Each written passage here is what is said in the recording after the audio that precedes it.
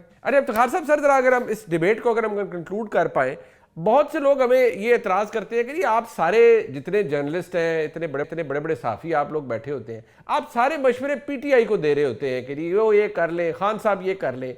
तो कभी आप पाकिस्तान में जो ताकतवर लोग हैं, पाकिस्तान की हुकूमत है, मुक़तदरा है, कभी उनको भी मशवरा दें कि जी ठीक है हालात नॉर्मल करें, थोड़ा सा आप भी गुंजाइश पैदा करें, माहौल बेहतर हो जाएगा, थोड़ा सा जैसे बैरिस्टर गौहर खान साहब कहते हैं ना, बस कर दें, हम इमरान खान को रिहा करो से शुरू हुए से और इमरान खान से मुलाकात कराओ पे आ गए हैं, तो बस छोड़ दें, बस करें। तो कहते हैं आप वहाँ पर भी मशवरे दिया करें, वहाँ पर भी कोई बात करें कि वहाँ से भी कोई लचक पैदा हो। तो क्या वाकई वहाँ पर भी लचक पैदा होनी चाहिए इफ्तिखार साहब?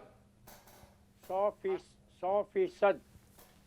और मैं उन लोगों में से एक हूँ जो आज से 2 साल पहले बड़ी खौफनाक सूरत हाल थी शुरू में कि फांसी भी लगा दो, पार्टी बैन कर दो। तो मैंने कहा था फांसी और पार्टी बैन करने के करीब भी मत जाना, ये डिज़ास्टर होगी, ये फेडरेशन को खींच के रख देगी। हमने कहा और हम आज भी ये कहते हैं कि उनको पूरा हक है कि वो कॉन्स्टिट्यूशन फ्रेमवर्क के अंदर रह के अपनी सारी जिद्दोजहद को तैयार रखें। लेकिन माफ़ कीजिएगा, जिस दिन इमरान खान साहब को निकलना पड़ा अपनी वजारत को छोड़ के, उनकी तकारीर पढ़ लें।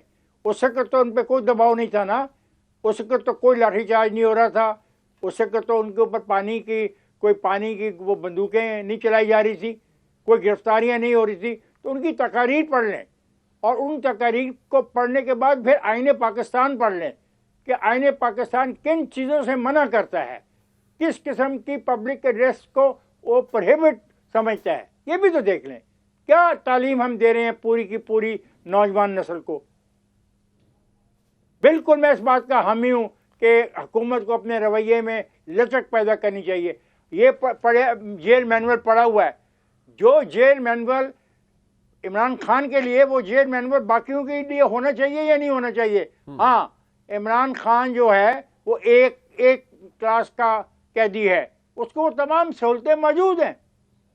आप कहते हैं उसकी मुलाकातें नहीं हो रही, तो इतने 317-18 जो मुलाकातों का तस्करा हुकूमत करती है, फिर हुकूमत झूठ बोल रही है। देखिए बात ये, मामला तय होगा कॉन्स्टिट्यूशनली, पॉलिटिकली, और ये 2 आदमी जो शामिल किए गए हैं इन्होंने अपने साथ, वो अपने बताए तो सही वो चाहते क्या हैं। चले मुझे आप तीनों दोस्त बता दें कि कम अज़ कम 3 कौन सी शराइत हों जो हुकूमत के लिए काबिल कबूल हो सकती हैं और हुकूमत उनको नहीं मान रही।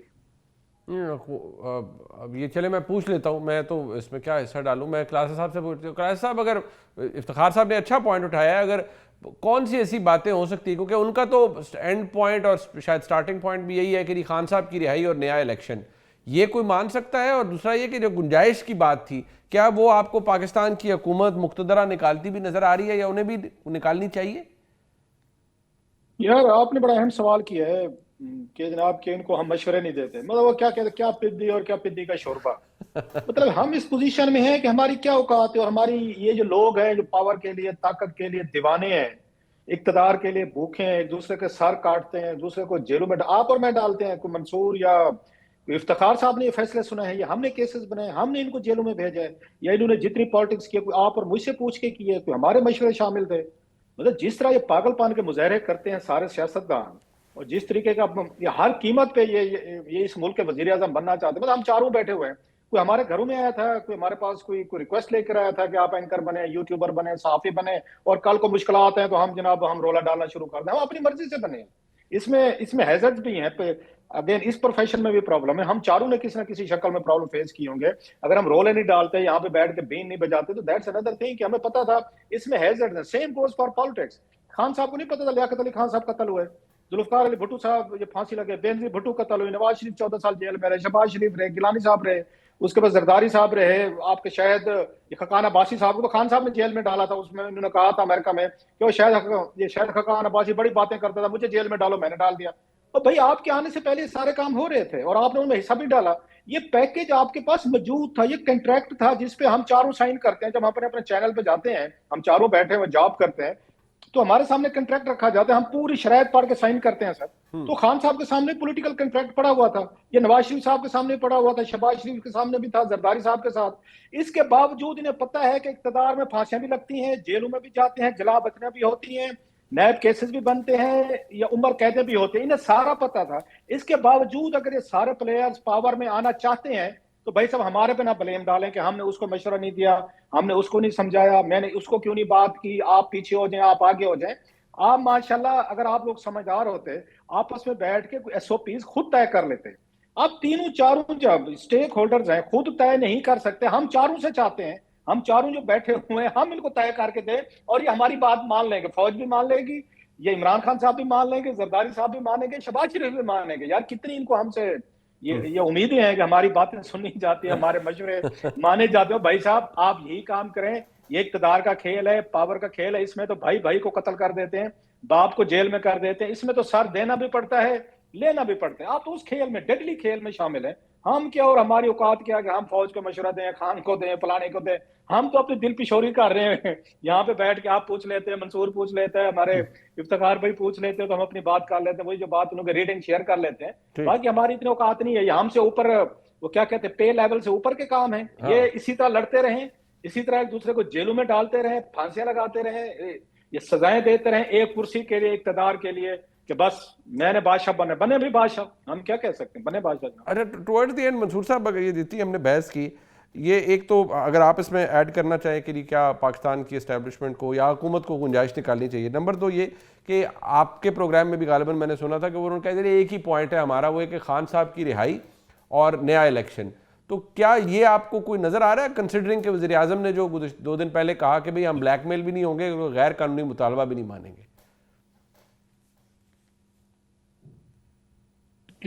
देखिए, ये गैर कानूनी है मुतालबा या नहीं है, ये तो एक सेपरेट डिबेट है।